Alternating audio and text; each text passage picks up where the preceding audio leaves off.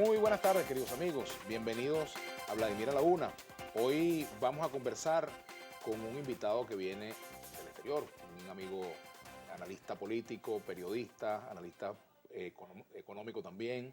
Bueno, un pensador latinoamericano, nacido en el Perú, en Arequipa. Bienvenido, José González, ¿cómo te va? Gracias, Vladimir, encantado de estar en el programa. Gracias por la invitación. Bueno, gracias Un por placer venir y un porque privilegio. siempre es interesante hacer reflexiones con gente que está, digamos, más allá de nuestras fronteras y conversar sobre cómo nos ven, cómo ven nuestra problemática. Sobre todo tú que naciste en un país como Perú, que conoció un duro periodo económico, Sí. inflación Altísima. altísima, Sí. En múltiplos de mil. 4 cifras, yo no sé, de 5 Sí, cifras sí. o de más. En el primer gobierno de Alan García, entre el año 85 y el año 90, la inflación acumulada en el Perú llegó a Así es. 2.250.000%. Imagínate tú. Llegamos a tener 7.000% de inflación al año, 40% de inflación al mes, 4% de inflación al día. 4% de inflación al día. Al día, cada día, todos los días, por un año. Dicen que cuando la gente se iba a limpiar los zapatos en la calle, el limpiabotas tenía una calculadora y iba sacando la Exactamente. cuenta, ¿no? Había esos absurdos de que tú entrabas a un restaurante y era mejor pagar la cuenta antes de terminar de comer porque cuando terminabas de comer la cuenta subía. Con 4% de inflación al día, los precios no dejan de subir nunca. Nunca, por supuesto. Y la hiperinflación peruana fue una de las más altas en América Latina, pero no es la más alta en la historia. La hiperinflación más alta en la historia es la de Alemania durante Después la de la República posguerra. del Weimar, ¿sí? Claro, sí. Que en el año 24 llega a su punto más alto. Y es el caso de estudio. ¿A cuánto llegó la inflación en esa época? 2 millones y pico por ciento.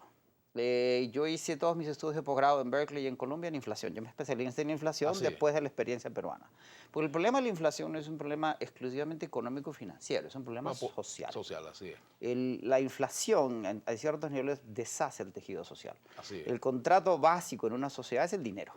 El dinero, si tú ves un billete, está firmado por el Claro, tesorero de la República porque es un pagaré, Sí, es así una es. nota, Es lo que recibes por la contraprestación de un servicio. es un contrato. Un contrato, ¿sí? sí. Y a diferencia que lo que sostenían los americanos por muchos años, que el tiempo es dinero, es al revés, el dinero es el tiempo de tu vida. Entonces, mientras menos dinero ganas y mientras más se destruye el valor de ese dinero, menos sientes que ganas, se deshacen los contratos sociales. El matrimonio durante la época del Weimar dependía de la dote. Cuando la hiperinflación se come las dotes, el matrimonio dejó de tener sentido, la castidad de las niñas, de las mujeres, dejó de tener sentido, la sociedad se liberó, entró en un caos social que genera un ajuste, que genera una recesión, que genera el fascismo. ¿Sí? Se deshace el tejido social y se tiene que restablecer. Y eso lo vimos en América Latina, no solo en el Perú. Tuvimos hiperinflaciones en Brasil, Argentina. Claro, cómo no.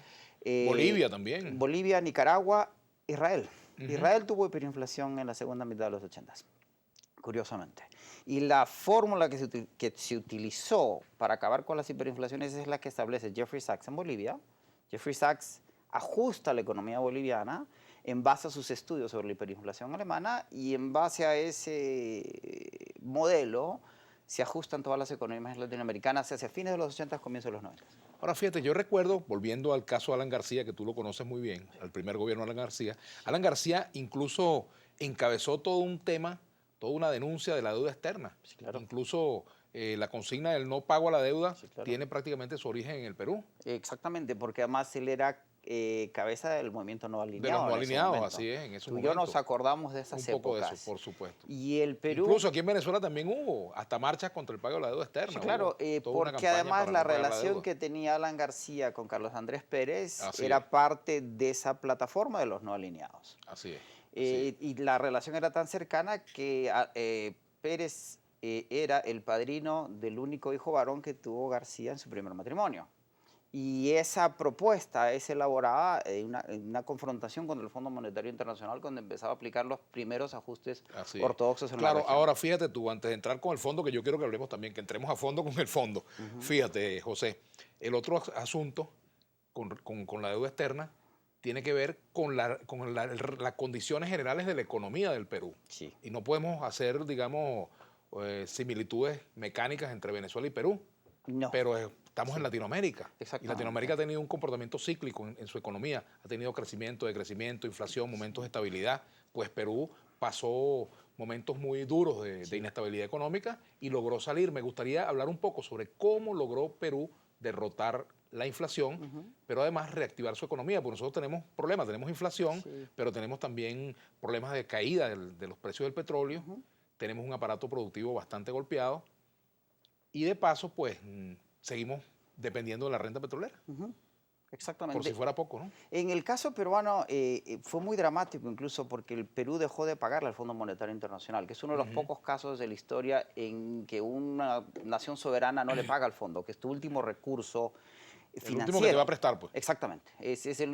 Las multilaterales suelen ser, es preferible pagar al fondo y no pagarle a los bancos, en un caso dramático porque la multilateral no te va a terminar de abandonar, mientras que los bancos lo que buscan es recuperar el dinero prestado. Y el Perú llegó a ser inelegible para el Fondo Monetario Internacional. En el peor momento de la hiperinflación peruana, cuando Alan García intenta nacionalizar la banca, las reservas internacionales en el Perú eran negativas en $400 millones. Es decir, ni siquiera eran negativas, eran en rojo, menos. Alan García, las economías peruanas y latinoamericanas eran muy distintas, estaban estatizadas, el sector privado era muy pequeño, todo estaba absolutamente controlado. La América Latina, en fin, en los 80 es totalmente distinta a la América Latina en la que estamos viviendo hoy día. Fujimori gana la presidencia en el año 90 con una plataforma que proponía el no ajuste y a los 15 días de tomar el poder, en el 28 de julio de 1990, ajustan lo que se llama el Fujishock. O sea, Fujimori hizo lo que prometió Vargas Llosa. Exactamente. Pero fue un ajuste puntual, dramático y de un solo cocacho, como se dice en el Perú. En un mensaje que da el ministro de Economía en ese momento y cuando lo termina, un mensaje muy corto, creo que no tuvo ni 10 minutos, termina diciendo una cosa como Dios nos proteja. Y ese mes la inflación en el momento del ajuste llega al 3000% de una sola vez. Y la economía peruana se empieza a realinear, restablecer, y el proceso entre el ajuste y la recuperación franca de la economía peruana son 12 años. Ahora bien, el Perú no es Venezuela. Claro. Los 90 casos no son iguales, no es el siglo XXI. El fondo no es el mismo tampoco. El fondo no es el mismo. Este es un fondo distinto, más aún con Christine Lagarde como directora del fondo, que le ha dado un nuevo vuelco y una nueva perspectiva, y por eso hay que ver la reestructuración griega y la asistencia a Ucrania. O sea que la satanización del Fondo Monetario hoy es incorrecta. Totalmente. Presentarlo como un instrumento inhumano de y ni el fondo, ni el Banco Mundial, ni el Banco Interamericano, ni la CAF, ni todos estos organismos multilaterales son lo que solían ser. Tienen una perspectiva más clara de lo que es lo social, porque bueno, también debe haber influido los cambios en América Latina, los procesos de cambio en Venezuela. Y los procesos negativos que hubo en los 80 con la posición del Fondo Monetario. La ortodoxia económica, que era muy estricta, hoy día ya incorporó una agenda social, porque el fondo no solo pasó por el ajuste latinoamericano de los 80, sino por la crisis asiática de los 90, y hoy día está viviendo la crisis europea y la situación en el Asia y en Ucrania, y el fondo es actor clave en todas esas reestructuraciones y refinanciamientos de deuda soberana a nivel global. Y el fondo tiene una actitud mucho más flexible, mucho más constructiva que la que tenía en el pasado. Sin embargo, no es la única opción para resolver los problemas financieros. Quizás es la última cuando ya nadie te presta, ¿será? Es la última, la más sólida, la más institucional y la que tiene el mejor menú para ajustar una economía. La China, con su nuevo banco de infraestructura, está tratando de competir con el fondo, pero entre que se capitalice, se desarrolla, se establezca y funcione, van a pasar 3, 5, 7 años, mientras que el fondo ya tiene una experiencia y una capacidad de ajuste que no tiene ninguna otra institución a nivel global. Y los países miembros del fondo tienen derechos en el fondo. Y hay que recordar que Venezuela es uno de los accionistas más importantes dentro del fondo por una posición que se adquirió hace mucho tiempo que permanece. Venezuela, si no me equivoco, tiene como el 3,5% de las acciones del fondo. Y de hecho, el asiento de Venezuela en el fondo representa a Argentina y a varios países latinoamericanos por el peso de ese accionariado. Tenemos